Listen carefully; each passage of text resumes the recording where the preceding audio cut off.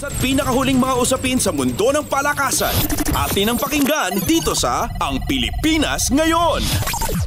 Halimaw ang performance ng import ng Meralco para dominahin ang Northport 125-99 panalo para kubrahin ang number 2 spot sa team standings ng nagpapatuloy na 2023 PBA Commissioner's Cup nitong linggo na ginanap sa PhilSports Arena sa Pasig City.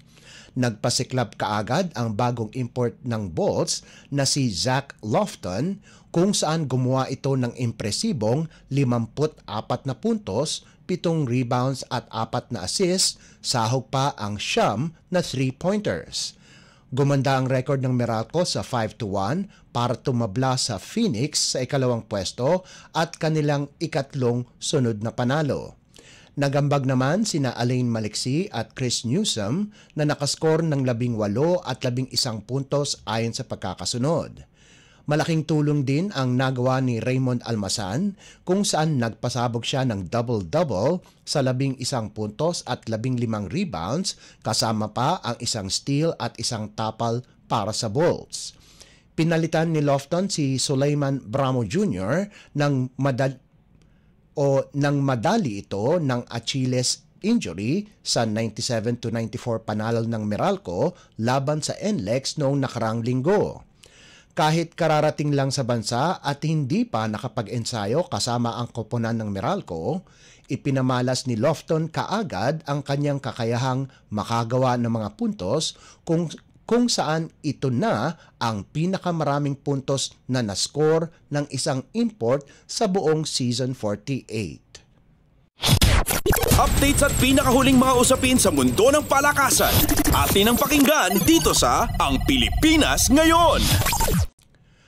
Humirit ng do-or-die Game 3 o humirit ng do-or-die Game 3 ang San Beda University kung saan pinadapa nila ang Mapua University sa bisa ng 71-65 panalo sa Game 2 na kanilang Best of 3 Finals Series sa pagpapatuloy ng NCAA Season 99 Men's Basketball Finals nitong linggo na ginanap sa Mall of Asia Arena sa Pasay City.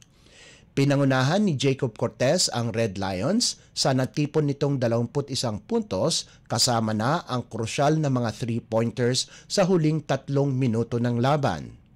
Gaganapin ang Game 3 sa linggo, ika-17 ng Disyembre para malaman na kung sino ang magiging kampiyon sa season na ito. Unang nagwagi ang Mapua sa Game 1, 68-63 para lumapit sa kanilang pangarap na makuha ang titulo pagkalipas ng 32 taon, subalit madaling buwagin o madaling binuwag ng San Beda na may pinakamaraming korona sa NCAA sa bilang na 45. Nagdagdag naman si Clifford Hopia ng 8 puntos, 11 rebounds at 2 tapal.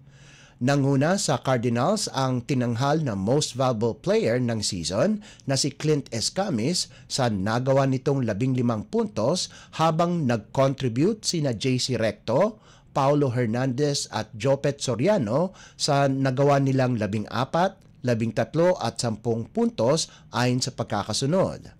Samantala sa Battle for Third, kinuha ng College of St. Benilde ang tropeo sa kanilang 93-83 panalo sa Lyceum of the Philippines University sa unang laro. Updates at pinakahuling mga usapin sa mundo ng palakasan, atin ang pakinggan dito sa Ang Pilipinas Ngayon. Bumawi ang Chocomucho laban sa Signal HD sa Game 2 ng kanilang Best of 3 Series, 25-23, 25-22 at 25-22 para mapuwersa ang isang do-or-die matchup sa semifinals ng 2023 Premier Volleyball League o PVL Second All-Filipino Conference nitong linggo sa larong ginanap sa PhilSports Arena sa Pasig City. Hataw ang performance ni Cici Rondina sa nagawa nitong 23 puntos mula sa 20 attacks, 2 blocks at isang service ace para tumabla sa Flying Titans sa 1-all. Unang tinalo ng Signal ang Chocomucho sa Game 1 kung saan inabot ito ng 5 sets, 18-25, 23-25, 25-14, 25-19 at 15-10. Gaganapin ang Game 3 itong Martes para sa karangalang makapasok ng finals at harapin ang defending champions Creamline Coal Smashers na una nang umusad sa finals matapos talunin ang Cherry Tigo sa kanilang sariling semifinal series 26-24, 25-21 at 25-21. Nakakuha ng tulong si Rondina kay Kat Tolentino sa nagawa nitong 15 markers at kina Aiza Molde at Maddie Madayag na kapwa nakascore ng tig 8 puntos. Nanguna naman si Jovs Gonzaga sa panig ng HD Spikers sa nalikom nitong 15 puntos. Ang service error ni Gonzaga sa posisyon ng signal ang tuluyan ng sumelyo sa panalo ng Choco Mucho. Updates at pinakahuling mga usapin sa mundo ng palakasan. Atin ang pakinggan dito sa Ang Pilipinas Ngayon. At yan ang pinakahuling balita sa larangan ng palakasan. Para sa Radyo Pilipinas World Service, ito po si Leo Magpayo. Magandang araw.